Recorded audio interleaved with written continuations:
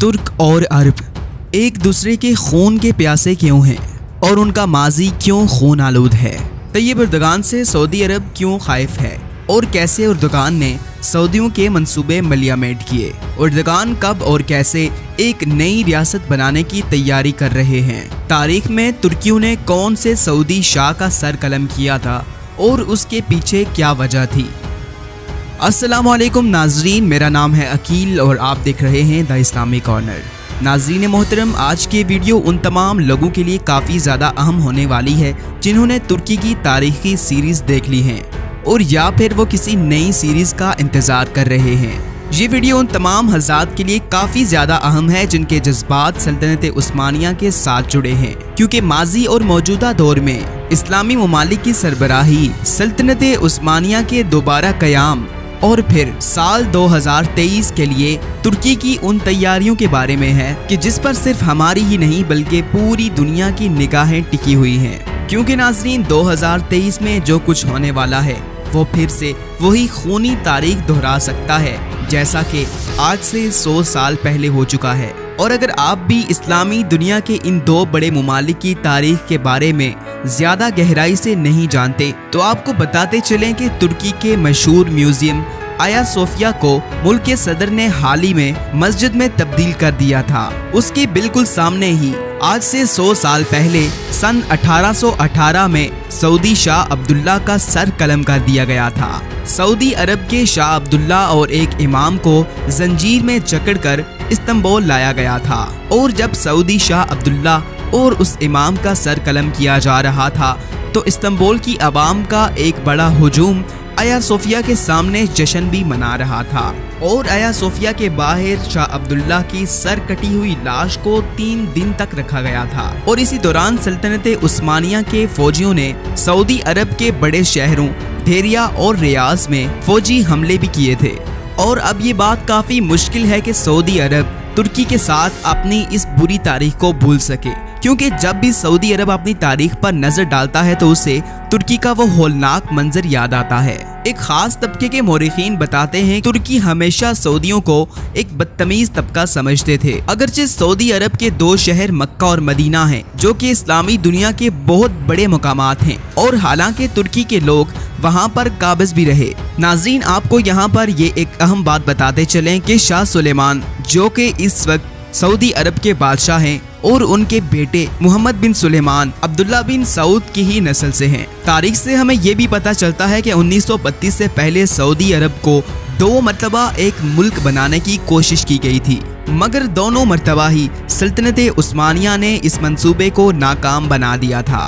पहली बार 1818 में जबकि दूसरी बार 1871 में। सऊदी अरब की ये कोशिश उस वक्त कामयाब हुई जब उन्होंने पहली जंग अजीम में बरतानिया का साथ दिया और तुर्की को उनका सामना करना पड़ा। और अब हाल में एक मरतबा फिर एर्दोगान सल्तनत उस्मानिया की उस तारीख को दोबारा जिंदा करने की कोशिश कर रहे हैं और इसकी ताज़ा मिसाल आया सोफिया है। तुर्की और सऊदी अरब दोनों ही सुन्नी अक्सरियती मुस्लिम ममालिक हैं, लेकिन इन दोनों की तारीख बहुत ही ज्यादा खून रेज है। तारीखी जराए के मुताबिक 1500 साल पुरानी आया सोफिया एक मस्जिद से पहले चर्च हुआ करता था। जदीद तुर्की के मुस्तफ़ा कमाल ने 1930 की दहाई में इसको एक म्यूजियम बनाया था, लेकिन तुर्की के मौजूदा सदर रजब तैयब एर्दोगान ने उसको एक मस्जिद बनाने का वादा किया था और उस वादे पर अमल करते हुए उन्होंने आया सोफिया को म्यूजियम से मस्जिद का दर्जा दे दिया। रजब तैयब एर्दोगान ने कई दफ़ा ये कहा है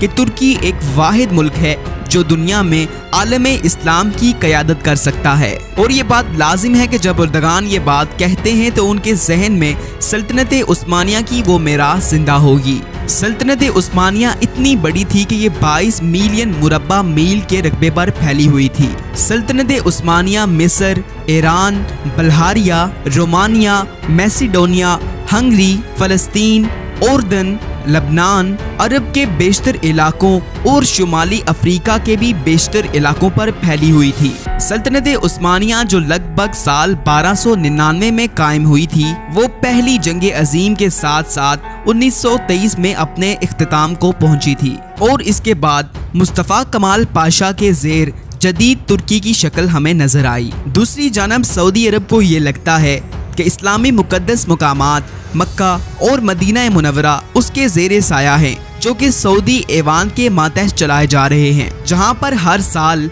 लाखों की तादाद में पूरी दुनिया से मुसलमान आते हैं। और ऐसी सूरत हाल में सऊदी अरब ये समझता है कि सिर्फ वही इस्लामी दुनिया की क़यादत कर सकता है। और दिलचस्पी की बात यह है कि यहाँ पर एक और तीसरा खिलाड़ी भी मौजूद है, जिसका नाम ईरान है। ईरान एक ऐसा मुल्क है जहाँ पर शिया फिरका की तादाद काफ़ी ज़्यादा है और वो ये बात भी जानता है कि वो सुन्नी मुसलमानों की क़यादत नहीं कर सकता।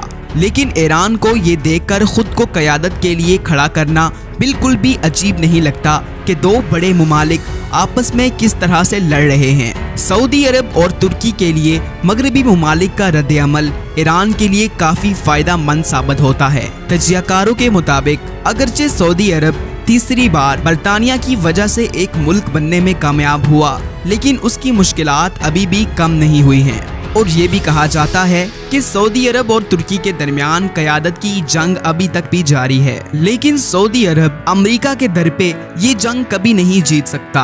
और सऊदी अरब का तेल अब ज़्यादा देर तक काम नहीं आने वाला, क्योंकि अब तवानाई के ज़राए बदल रहे हैं और जल्द ही तेल का इस्तेमाल भी ख़त्म हो जाएगा और इसी वजह से अरबों की हैसियत में कमी वाक़ई हो सकती है। तो इन हालात के चलते हुए सऊदी अरब और मगरबी मुमालिक की मुताबिकत ज़्यादा देर तक कायम नहीं रह सकेगी। दूसरी तरफ तैयब एर्दोगान की इस्लामी सल्तनत कायम करने और सऊदी अरब को रोकने की कोशिशें बैक वक्त चल रही हैं। उन्होंने सऊदी अरब को रोकने के लिए बहुत ज़्यादा कोशिशें की। कतर में सऊदी जंग को रोकने के लिए उन्होंने अपनी फौज भी भेजी। सोमालिया से भी उन्होंने सऊदी फौजियों को भगाया। और इसी के साथ साथ एर्दोगान फलस्तीन और दीगर दुनिया के खस्ता हाल मुसलमानों के बारे में भी आवाज़ बुलंद करते हैं। अमेरिका के एक बड़े स्कॉलर ने द न्यू सुल्तान के नाम से तैयब एर्दोगान के जिंदगी के ऊपर एक किताब भी लिख डाली है। उस स्कॉलर के मुताबिक तैयब एर्दोगान एक मर्तबा फिर एक मजबूत इस्लामी शक्ल को कायम करना चाहते हैं,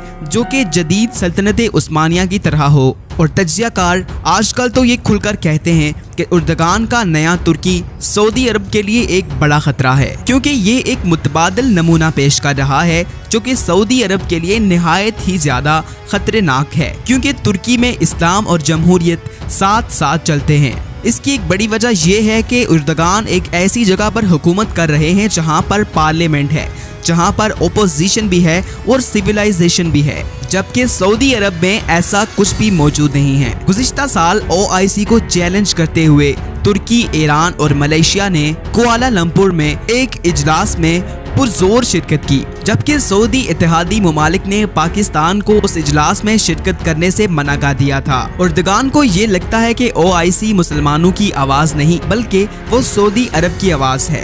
एर्दोगान OIC के मुतबादल एक तंजीम बनाने की कोशिश कर रहे हैं, जिसमें वो जल्द ही कामयाब हो जाएंगे। और ये सारी बातें इस बात का मुंह बोलता सबूत हैं कि वक्त आने पर तैयब एर्दोगान एक नई रियासत के क़याम के लिए बिल्कुल तैयार बैठे हैं और वो फिर से एक मर्तबा सल्तनत उस्मानिया को कायम करके मुस्लिम ममालिक की क़यादत करना चाहते हैं। तो नाज़रीन, ऐसे हालात में आप भी अपनी राय ज़रूर दीजिए कि कौन मुस्लिम ममालिक की क़यादत करने के काबिल है। तो नाज़रीन, इस मौजू पर कमेंट्स में अपनी राय देना ना भूलिएगा। वीडियो को लाइक कर दीजिएगा और चैनल को सब्सक्राइब कर दीजिएगा। इसी के साथ ही आपसे इजाज़त चाहूँगा। अल्लाह हाफिज़।